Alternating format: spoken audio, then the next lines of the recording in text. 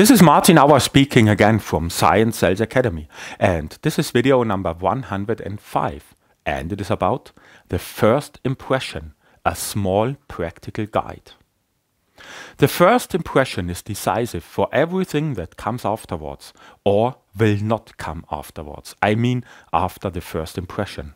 This first impression is very difficult to revise, if at all, and by definition there won't be a second chance for the first impression. This is true. Our psyche, our mind, our heart work like this. Especially in sales, this can have fatal consequences. We only have to think of complex B2B sales projects with many involved persons. In a large company, any person whom we happen to meet in the hallway or in the elevator before our important meeting can end up as a decisive stakeholder for this project. One example: the secretary, or even worse, the secret concubine of the decision maker. Therefore, we should always assign high importance to this first impression. We should invest work and effort to be able to make a perfect first impression, because like almost everything, also our first impression can be trained, rehearsed and exercised. Here are a few simple basic rules. First and foremost, it is about the other person. In the first minute of interaction with an up to that point unknown person, it should be primarily about the other person, not about oneself. So you should not tell too much about yourself, but rather listen and let the other person speak.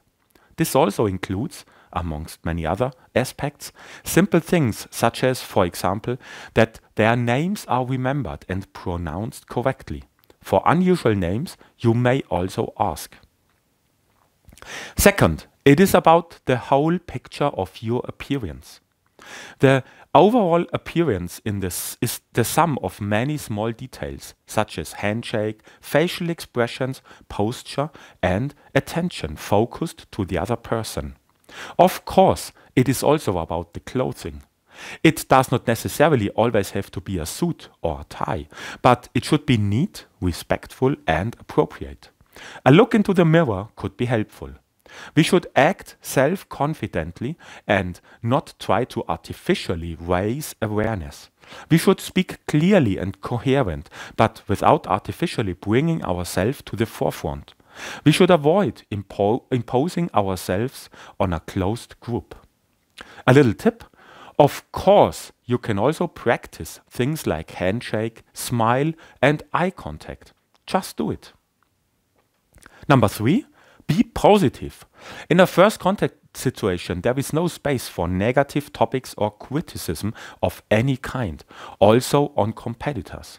The first impression should be remembered as something positive. Negative vibes, even if the new conversation partner agrees, rub off on the mood, on the atmosphere, and thus on yourself, and this will stay in the emotional memory.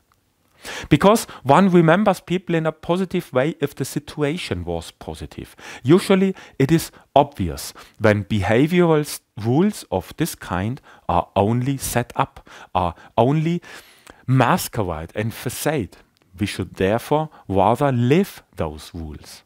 Only in this way do they become credible. Please subscribe to my channel and never miss a new video here on the right bottom side. It's totally free of cost for you, and there are no further obligations whatsoever. For you, it is only one single mouse click, and for me, it helps a lot. Thank you very much. And as your personal starting point to more effectiveness in everything what has to do with sales and people, just click on this little eye at the right top side. Here is free for download your personal disc booklet, your most important foundation for success in strategic sales in life science and biotech market. You have questions?